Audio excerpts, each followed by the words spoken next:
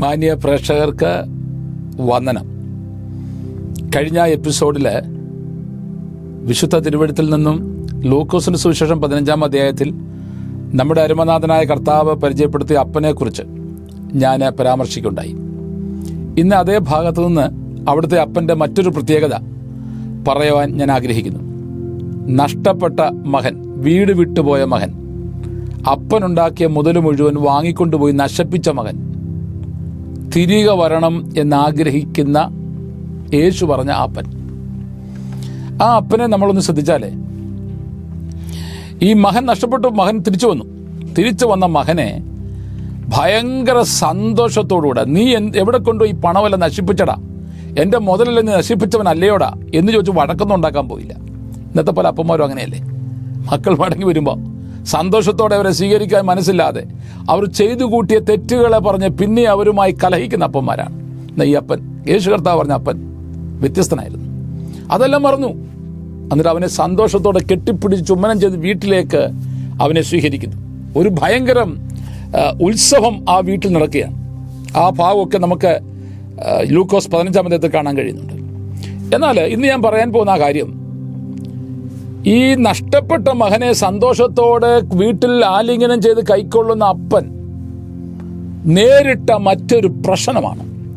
ആ വീട്ടിൽ എന്നും അപ്പനോടൊപ്പം അപ്പനെ അനുസരിച്ച് കീഴ്പ്പെട്ട് കഴിഞ്ഞിരുന്ന മൂത്ത മകൻ വയലിൽ നിന്നും വരുമ്പോൾ വീട്ടിൽ നടക്കുന്ന ആരവങ്ങൾ കേട്ടിട്ട് താൻ കലഹിച്ചു പുറത്ത് നിൽക്കുകയാണ്. ആ ഭാവമൊക്കെ നമുക്കറിയാമല്ലോ. കലഹിച്ചു പുറത്ത് നിൽക്കുകയാണ് ജ്യേഷ്ഠൻ.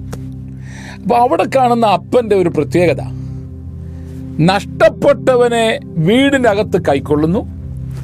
അതിൻ്റെ പേരിൽ ഇഷ്യൂസ് ഉണ്ടാക്കിയ മൂത്ത മകൻ പുറത്തു നിൽക്കുന്നവനെ പുറത്തേക്ക് പോയി അവനെ സംസാരിച്ച് അവനുമായി രമ്യതപ്പെട്ട് അവനെ അകത്തേക്ക് കൊണ്ടുവരുവാൻ ശ്രമിക്കുന്നത്. എത്ര വിസ്ഡമുള്ള ഒരു പരിജ്ഞാനത്തോടെ ഇടപെടുന്ന ഡിവൈൻ വിസ്ഡമുള്ളൊരപ്പൻ.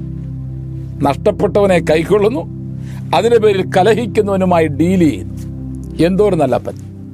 പ്രിയരെ, നമുക്കും ഇങ്ങനെ ഒരു ഹൃദയം, ഇങ്ങനൊരു മനസ്സും ഇങ്ങനെയൊക്കെ ഉള്ളൊരു ദൈവിക പരിജ്ഞാനവും ഉണ്ടെങ്കിൽ കലഹിക്കുന്നവരെ ശാന്തമാക്കാൻ സാധിക്കും, നഷ്ടപ്പെട്ടവരെ കൈക്കൊള്ളുവാനും സാധിക്കും. As A spiritual father, as A physical father, ഈ ഒരു ഡിവൈൻ വിസ്ഡം കിട്ടാൻ വേണ്ടി കർത്താവിനോട് പ്രാർത്ഥിക്കാം. ധാരാളം പേര് കലഹിക്കുന്നില്ലേ? തിരിച്ചവരോട് കലഹിക്കാതെ അവരുടെ അടുക്കലേക്ക് ഇറങ്ങിച്ചല്ല. അവിടെ അങ്ങനെ വായിക്കുന്നത്, പുറത്തേക്ക് ഇറങ്ങിച്ചെന്നു.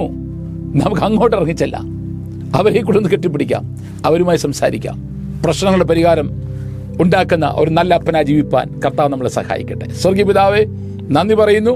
ഇന്നത്തെ എപ്പിസോഡ് ശ്രദ്ധിക്കുന്ന, കാണുന്ന എൻ്റെ എല്ലാ പ്രിയപ്പെട്ടവരെയും അങ്ങയുടെ നാമത്തിൽ അനുഗ്രഹിച്ച് ആശീർവദിച്ച് പ്രാർത്ഥിക്കുന്നു.